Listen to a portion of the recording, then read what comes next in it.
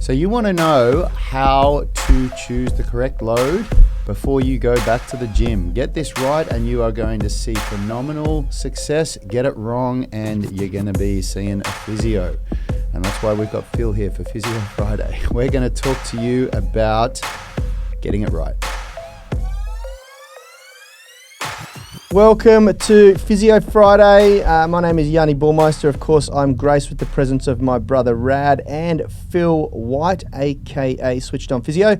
We've got Richie behind the production desk. Together we are Unity Gym and the Unify Movement System. Now, guys, we turn driven people into superhumans, and you can find out exactly how we do that by downloading one or all of our blueprints. They're all available in the description of this video if you're watching the replay on YouTube. Or if you are listening to the podcast, you can also pick them up at www.unitygym.com. What's up, fellas? Good, yeah, I'm good. Just, So, I can't wait to watch this video again in like 10 years and see if you're really ahead of your times with your fashion right now with the orange glasses, or if it'll look back.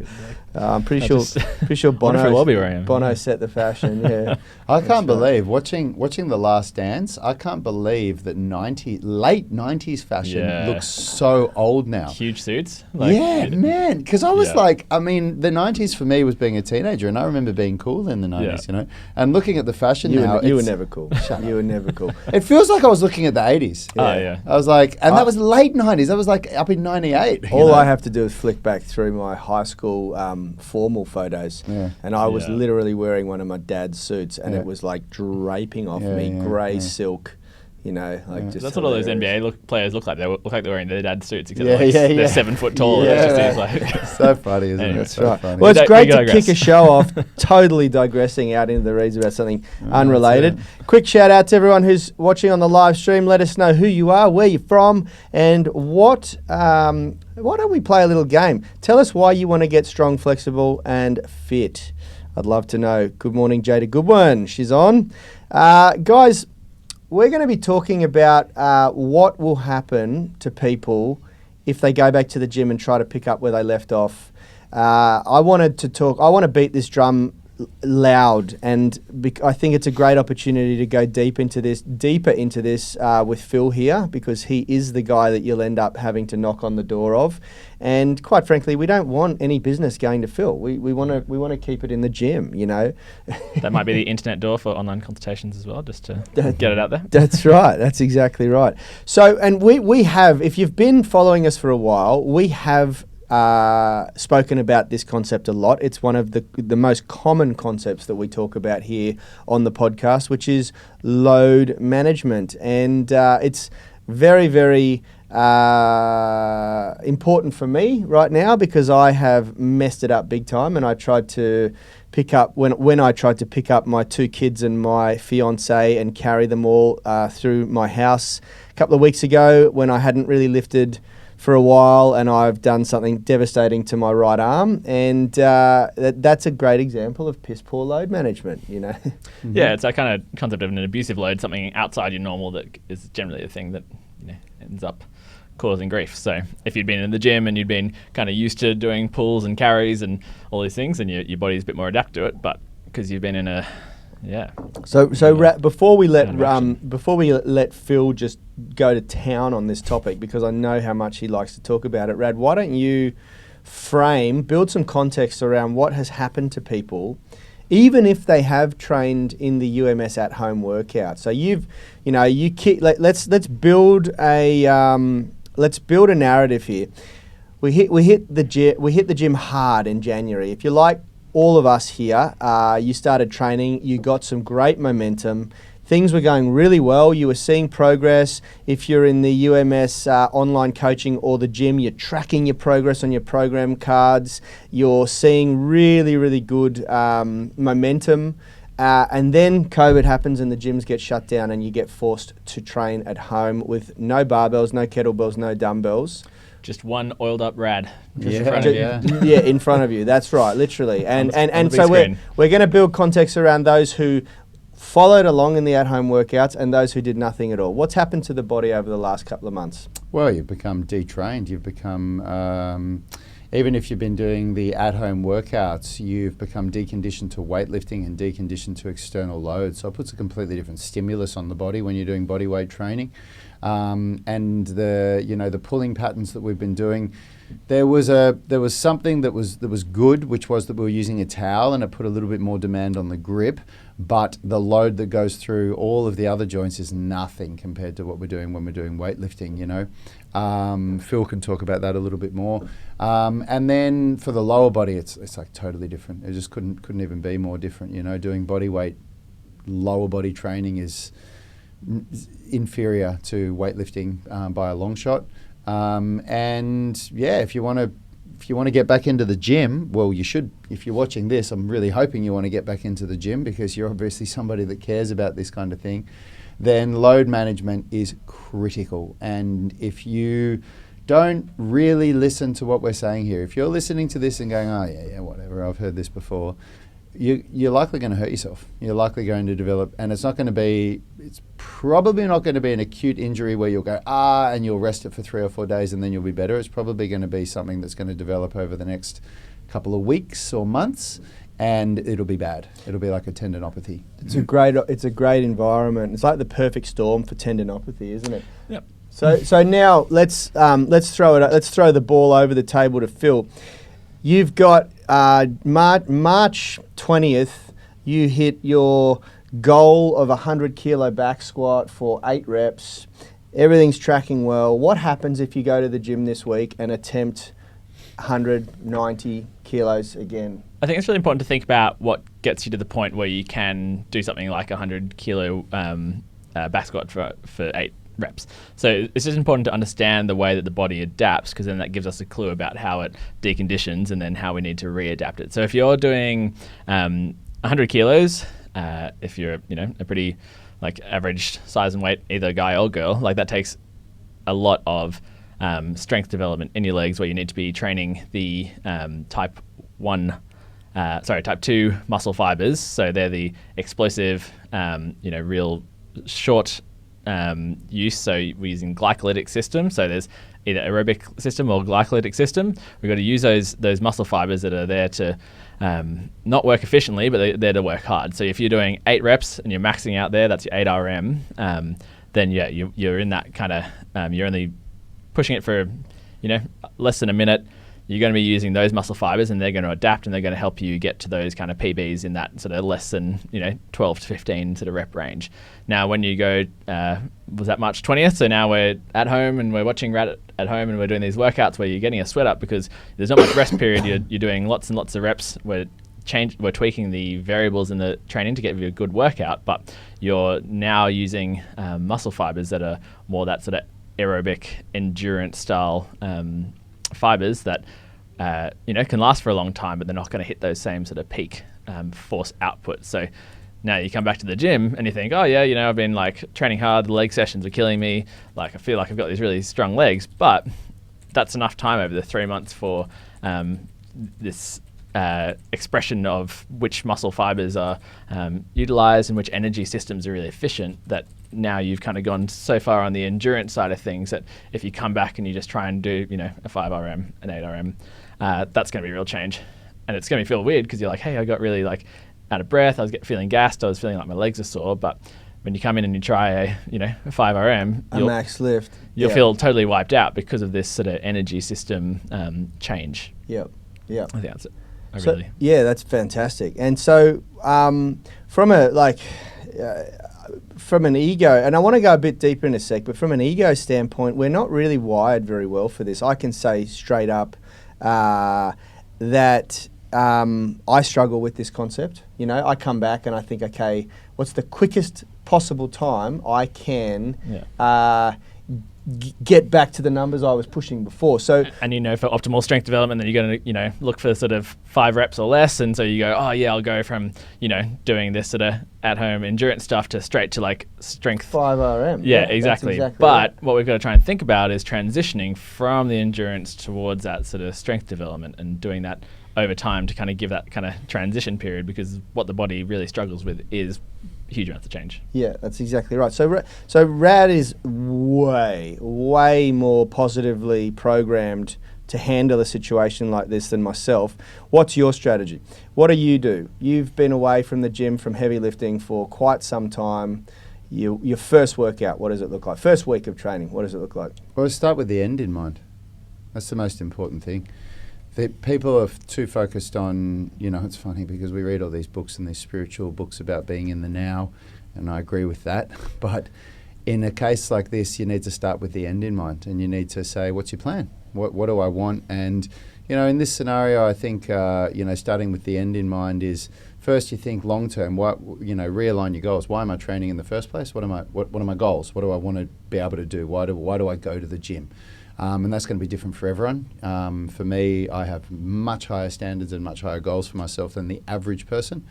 So remind yourself of that. And then when you remind yourself of that, then think of a 12-month goal where you think, okay, where do I want to be in 12 months? Just to pause you on that, I think it's relative, yeah? It's you're wanting to do these amazing superhuman feats, but from your starting point, there might be some people who are really deconditioned and, they want to hit a 1 hour, be able to do one push-up, and that might be their sort of Everest. And so I think when you put, just to not discount other people's goals as, No, for sure. No, not at all. I'm just saying I'm saying my goals are way bigger than what most people's are. So you need to be clear on what your goals are. If your goals are just to be able to do one pull-up and 5 push-ups and touch your toes, awesome. But that's what I'm saying. I'm just saying remind yourself of what it is that you're trying to achieve. And then you think of what would that look like in 12 months, what would it look like in 6 months, and then what would it look like in 3 months. And I think from there you think of, okay, 3 months. I think 3 months, in my opinion, to answer your question, Yanni, what does the first workout look like? Well, I'd think of, after I've gone through that process, in 3 months, I think I can probably get myself back on track with where I was before this whole thing happened. And then I would, let's say use that 100 kilo squat for 8 reps. If I was doing a 100 kilo squat for 8 reps when the COVID-19 thing finished, and I would think, okay, I want to be able to get to 100 kilos in 3 months again, I would probably in my first workout start at 50 kilos. And if that's what I was doing before COVID, so this is somebody that could do a 100 kilo squat, and I would start at 50 kilos and do 8 reps. And if it felt that easy, then I would put another 5 kilos on the next set, and then another 5 kilos. But I still, in that whole workout, I wouldn't go above 70% of what my max effort was, even if it felt really, really easy because you haven't felt the DOMs yet. Yeah. That's what it would look like to me. And then each week I would look at adding a little bit, and it might take less than 12 weeks to get there. It quite likely will. Yeah. But this, you asked me, my mentality, and you guys are always saying that I'm good at this stuff. This is how my mind works. So that, because what I've found is the biggest problem is that if you set a goal that is too short to achieve, you end up pushing it.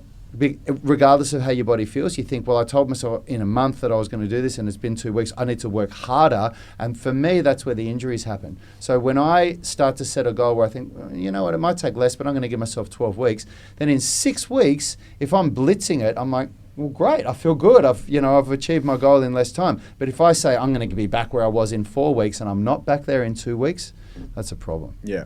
I was actually, for the very first time in my life, approaching this in a really good way. And to give you guys some context, when the gym closed down, and it's kind of relevant because I actually had a 4-week spill from the gym where I did nothing at all because of a few injuries that I sustained with my eye and an illness.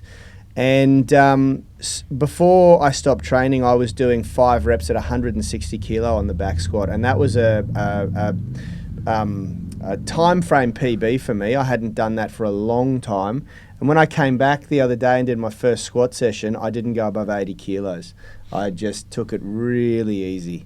And today I'll do some more front squats and I might go to 90 kilos. And my deadlifts were the same. I was doing 3 reps at 210 or something kilos before. And I will only deadlift. My first deadlift session, I didn't go above 120.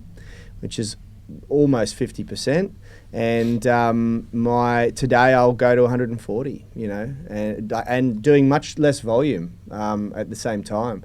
So that's definitely in alignment with what I was saying. Absolutely, starting at absolutely. that 50%, and then just now the other up. bit that I want to ask Phil. Sorry, I've cut you off. The other bit that I wanted to ask Phil, which I think is really important, is how the different muscle systems will go with this reintroduction of maximal load? Because we like to talk. We like to talk about how the outer unit systems, the global systems, work with the passive structures, and how there is these elements that people don't often think about, like how the rotator cuff works with the pecs and the lats and all of that to prevent glide in the shoulder, and the same sort of things happening in the hip joint, and the same sort of things happening in the knee joint. So when you go from doing high rep stuff with less weight, is there less risk of sort of those systems, not doing their job as well as when you load up really heavy weights? Yeah, I think it kind of comes down to, just to get some clarification about those terms before we go into it. So when you're saying kind of global unit, like global muscles versus, that's kind of your big muscles that are generally doing, your movement, your power, whereas you've got your inner unit muscles, which are generally known as kind of like your stabilizing muscles. But I think it's just really key to understand that, the systems really work together where, sometimes your bigger muscles will be doing stabilizing, and at the same time, like some of your smaller muscles sometimes are doing the moving. So it's tempting to kind of just look at, really it's a bit of a false dichotomy where, these things really do work together. And so when you are doing, say, for example, with the at-home workouts, the sort of pike push-ups where you're going and trying to get that vertical push, whenever you're weight bearing in those sort of positions, like weight bearing through your shoulder like that, your rotator cuff there is working super hard to, do the stability there. So just because you're not doing, external rotations with a band or a cable machine doesn't mean that these rotator cuff muscles aren't working.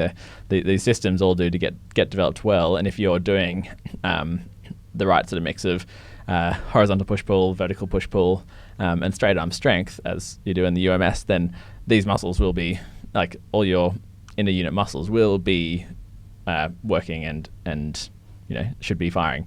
The challenge, I guess, where when it comes to coming back to the gym, for some people, at-home workouts, doing, say, 5 push-ups, that would be like the equivalent of you doing 120 kilo bench press for 5 reps. And so it does become a bit relative where generally the people who are a bit more like their training age and their training intensity in a gym is higher, you're going to be relatively more deconditioned than someone who's fairly new to the whole training game and has really been kicking sort of strength goals. So sorry to end your point, but the one thing I think we need to also address is that we had on those at-home workouts maybe 50 people join in on a day, and maybe another 50 or a few handfuls do them after the fact. There's over 1,500 people in this group, and I'm sure there's hundreds of thousands, if not millions, of people who did nothing during the lockdown. There's over $2,000 in this group. Okay. So we're sort of talking to a very small group of people who we assume did a really well balanced, I believe, as good as you could possibly do without equipment workout at home. What about the rest of the people who haven't done anything and maybe just went, okay, I have to do something, so I'm going to go for a run, or I'm going to go to the ocean and swim if I could? I know some of my clients did that. What about those people who now are feeling like I have to get in and do something, which rightly so, you should, and have joined the gym, maybe even for the first time ever, because I know we've got a few comments of people doing that here. What do we say to those people? Because I think that's one of the most important things. We talk a lot. We beat this drum of building a really solid foundation and training the body well, balancing things that you may have had pre-existing issues, working unilaterally so that you can actually identify structural imbalances in the body that you may have. I think Jada Gooden-Crosby said it really well here, saying that I'm doing the Foundation Start program, starting very light weights. It's been a while since I lifted weights, so I'm just trying to learn the moves. I think that is the perfect approach. Basically, I couldn't agree more. We say that to people all the time. People come into the Foundations program and they ask about, how much weight should they be lifting and how much this and how much that. And there's a lot to learn. And what I always say to people, and this is in the gym and in the UMS online, is your number one goal at the start is to learn. It's Yeah. not to get a crazy workout. Your goal shouldn't be to come out of the sessions going, man, I got a really good pump in my body today, which is quite counterintuitive for a lot of people, because that's what the stigma around what a good workout is, like that you should be sweating and like going like this. And when you're in that position, it's just about learning. It's about how do you do a good horizontal push? How should the scapula be set? How do you do a good hamstring stretch, and so on and so forth? Yeah, I had one of my clients coming in, and we basically just did a recap of the big lifts, because he's been out of the gym for so long that it was just like relearning kind of squat and deadlift form, so that when he comes back, he's loading up really well. And the way I kind of taught him was we're aiming for sort of like a 12, maybe a 10 to 12 RM sort of weight, but we're only doing it for 6 reps, because I want him just to do 2 at a time, have a very brief pause, recap, go again, and go again. So it's kind of getting that like loading to a point where it's enough stimulus just to get things sort of moving, but it also mentally it's so challenging coming back into the gym and remembering all the correct ways to sort of approach training with barbells, with dumbbells, with kettlebells. If you haven't been doing it for 3 months, there's a lot of technique there, and I think that approach of changing those variables and relatively underloading is a great way to go. So 3 months is one thing. What about 7 years? There's a comment here from Missy Solis. Hello, Missy, in the UMS Movement Mastermind. So really interested in the Foundations program, but I'm so scared to touch weights again. I've been in and out of the injury cycle for 7 years now, and this last one was frozen shoulder, tennis and golfer's elbow, among other muscular issues, and all on the left side. Is this the best program, or is there something available that is body weight? Question mark, question mark, question mark, question mark, question mark. Now, the first thing I'll say to you, Missy, is that the Foundations program is far superior to a body weight training program at your stage, because dumbbells can be manipulated much easier than body weight. You can pick up a lighter set of dumbbells far easier than you can control your own body weight. Body weight requires a lot of discipline, and you really need to and knowledge and appreciation for leverage and things like that. And you really need to know positioning, like positioning of your shoulders. If you dive into doing push-ups and you don't have the positioning of your scapula right, there's far more. It's far harder to control the weight than it is to lay down on a bench and grab a nice light set of 3 kilo dumbbells and just really work progressively from there. So that's the first thing I'll say. What will you guys add to that? I just want to jump in quickly with someone who's had frozen shoulder, who's had tennis elbow and golfer's elbow. If you haven't seen a doctor, I'd consider looking at someone to look at your overall health, because generally with frozen shoulder, it kind of can be heavily, and the other two can be heavily influenced by stress, metabolic sort of changes, and potentially some hormonal sort of stuff. So my mum had a hypothyroid condition, which was end up being the reason that one of the main reasons that her frozen shoulder kicked off. So not to scare you, but it's just one of those things where it's always really good just to be able to go back with total confidence into training. I think it's a really good idea just to make sure you've ticked all the boxes and just screened for that. But yeah, in terms of getting into something like this, to start off with, Yanni is 100% spot on. Like body weight calisthenic sort of movements are really hard to incrementally progress. It's hard to manage load.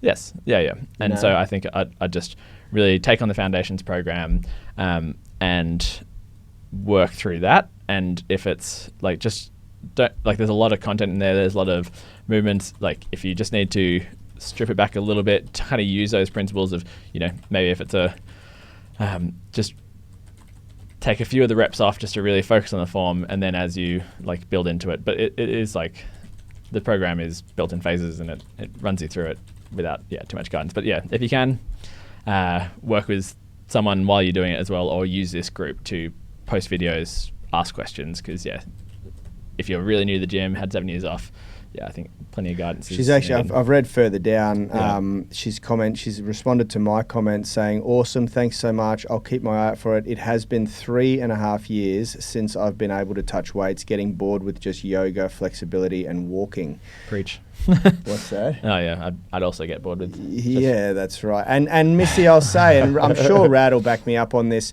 It is so important for you to reintroduce some strength training, some resistance training to your regime.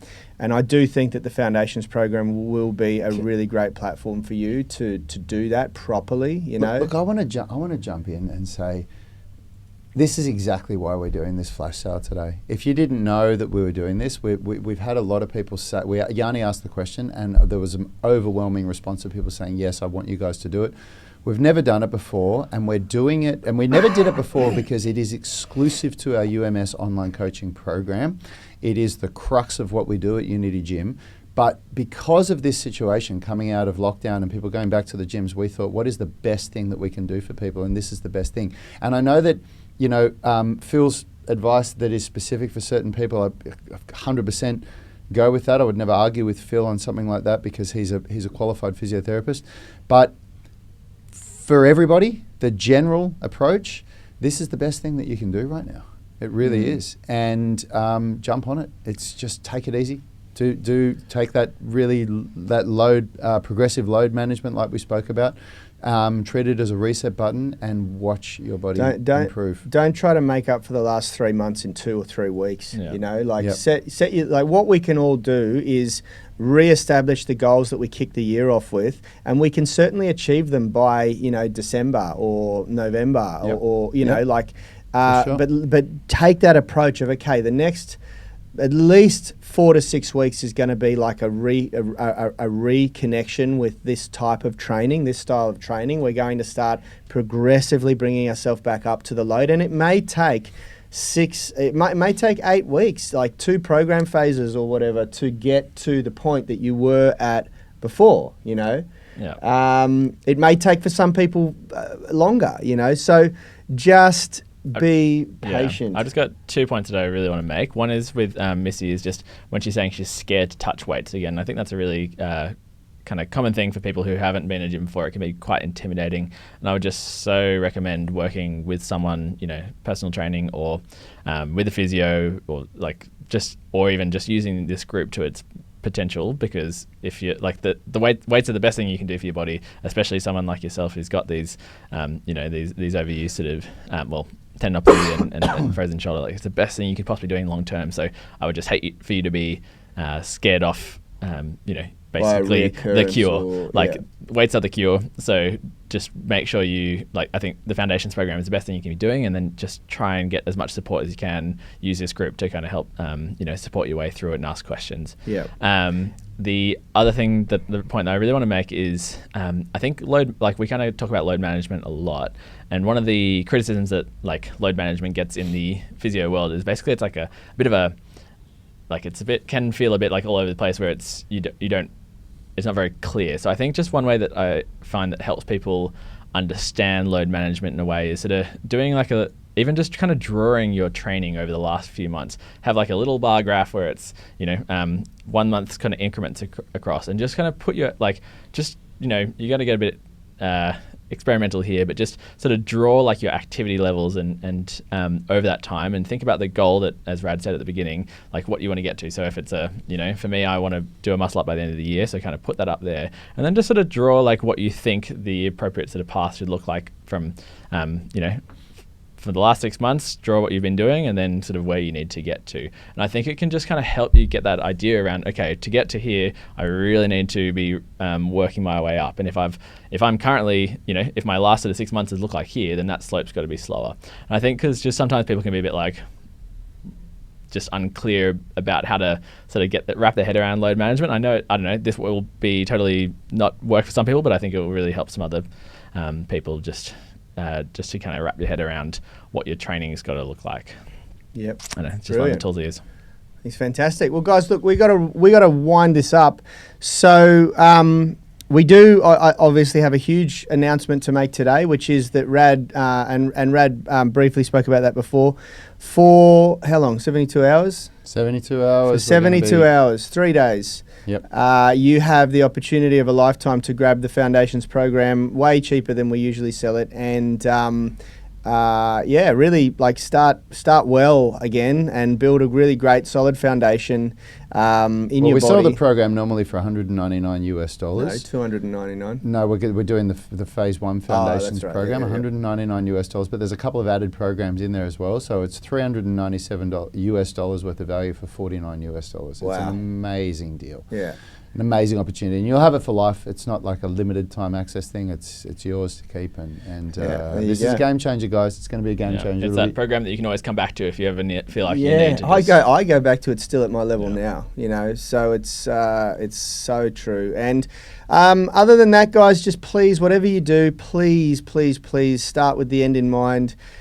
Be progressive about it. You know, it's the worst thing you can possibly do is stomp your foot on the gas only to hit a red light because you get tendinopathy, you know, and you have to pull back from the gym. And for those of you who are thinking, oh, you know, I might not grab this program. I want it, but my gym looks like it might get closed down again. You're going to have it there forever. I had a couple of people say that, you know, the timing's not right for me because it looks like we might not go into lockdown. We're not going to be doing this program again. Yeah. This is for a long time it's a pride pill swallowing session for me because this is quite frankly my life's work, and Rad and Richard have certainly contributed to the development of this program. But this is sort of 20 years in the making, this program, and I reckon it's worth way more than $300 US. Yep, I agree.